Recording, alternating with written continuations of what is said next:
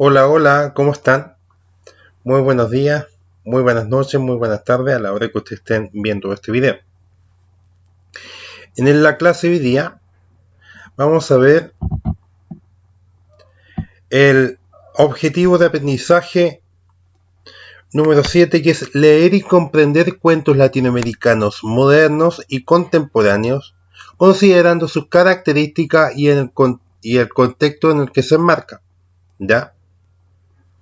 ¿En qué contexto se enmarca? ¿Qué es la literatura contemporánea latinoamericana? Aquí lo vamos a ver. Como ustedes pueden recordar, ¿ya? El género narrativo es el cual se preocupa de narrar y contar una historia, ¿ya? Tiene un contexto de producción, que es el momento en el cual nosotros creamos una obra, ¿ya? Toda obra literaria tiene un momento histórico y tiene un momento de recepción, vale decir, el contexto de recepción en el cual usted está leyendo una obra. Y como vimos también en las dos clases anteriores, los personajes poseen complejidades y tienen desarrollo de su comportamiento de acuerdo al tratamiento que cada autor quiera de él. ¿Ya? ¿Qué es lo que vamos a ver en esta clase? El cuento latinoamericano. Latinoamérica, ¿qué es lo que vamos a llamar Latinoamérica? Toda la zona donde se habla español, ¿ya? Desde México ya hasta Chile. La literatura europea y latinoamericana son distintas. Lo único que lo une básicamente es el aspecto idiomático, que es el español que heredamos después de la conquista española. ¿Ya? Estos elementos obviamente se fueron mezclando con elementos que eran propios de acá de América Latina. Acuérdense que cuando llegaron los españoles, no es que hayan descubierto una tierra baldía o había solamente un desierto o había una pampa o había una tierra sin nada construida. Teníamos muchas civilizaciones, muchos pueblos viviendo, ¿ya? Y estos pueblos, por ende, tenían una historia y esa historia estaba escrita en algunas cosas, pero principalmente era una literatura oral, vale decir, era conversada, ¿ya? Era pasada de una generación a otra, ¿ya? ¿A través de qué? A través del diálogo, a través de la mitología que era traspasada de una generación a otra. Por ejemplo, pueden ver imágenes acá. La imagen acá del centro es Popol Vuh, ya que es un libro que lo pueden buscar, obviamente, donde narra la historia de los pueblos amerindios, ¿ya?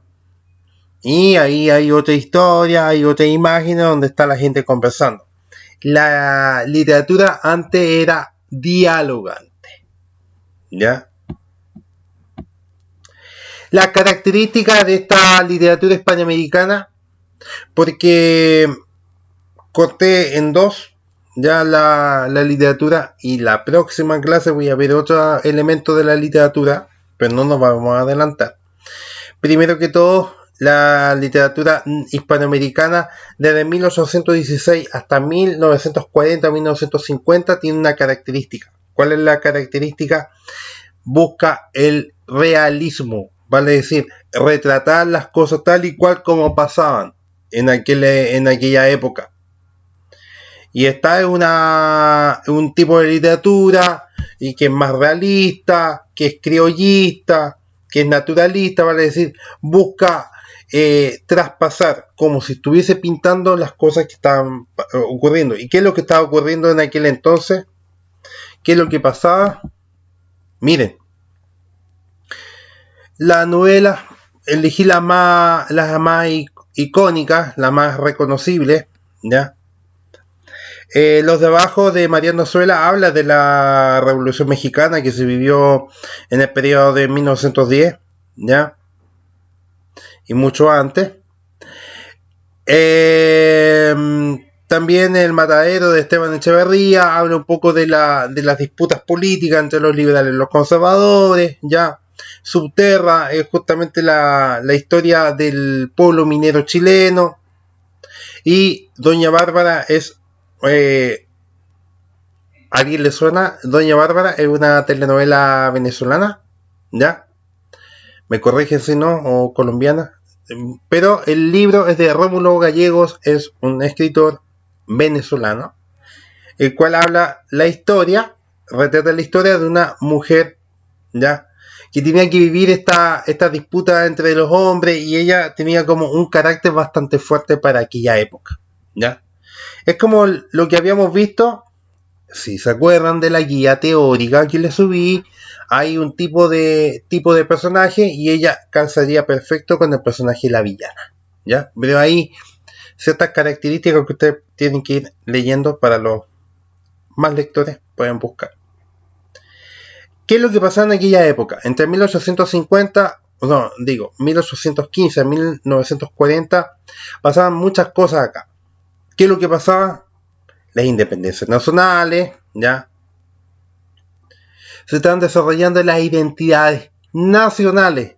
Vale decir, nos estamos convirtiendo recién en Estado-nación, por lo tanto estamos buscando nuestra forma de pensar, nuestra idiosincrasia, no copiarle lo europeo, y ahí distintos teóricos se conversan entre ellos, cómo vamos a inventar nuestro país. Entonces era un periodo bastante interesante, porque recién estábamos saliendo de la cuna de los españoles, y teníamos y había muchas preguntas. ¿Qué es lo que queremos nosotros? ¿Ya?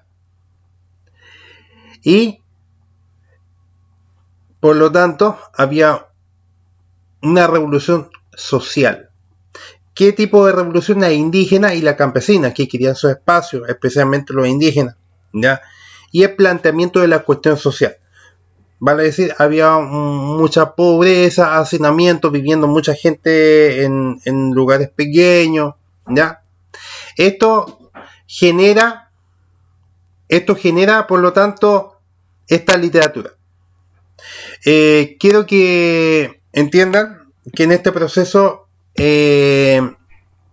vamos a hablar justamente de la historia. Porque, profe, ¿es lenguaje? Sí, es lenguaje, pero también tenemos que ver procesos históricos para entender la literatura. ¿Estamos claros? Por lo tanto, en esta primera parte tenemos una literatura, para sintetizar esta parte, tenemos una literatura que busca hablar de aquellos problemas que se estaban viviendo en la época, retratarlos tal y cual como se vivían. Había una lucha entre la civilización, entre el hombre educado o la educación, y la barbarie, lo que se veía como algo salvaje, ¿ya? Había una lucha entre la creación de ciudades versus mantener las cosas tal y cual como estaban, naturales. Trata de retratar esta literatura los problemas de los pobres, de hablar de aquellos de los cuales no habían sido tratados en la literatura. Estamos hablando de los mineros, estamos hablando de los campesinos, estamos hablando de los pobres, que no habían sido personajes hasta ese minuto de la literatura hispana, que era básicamente crónica, que hablaban de lo bonito o de cómo estaba siendo construido América Latina, ¿ya?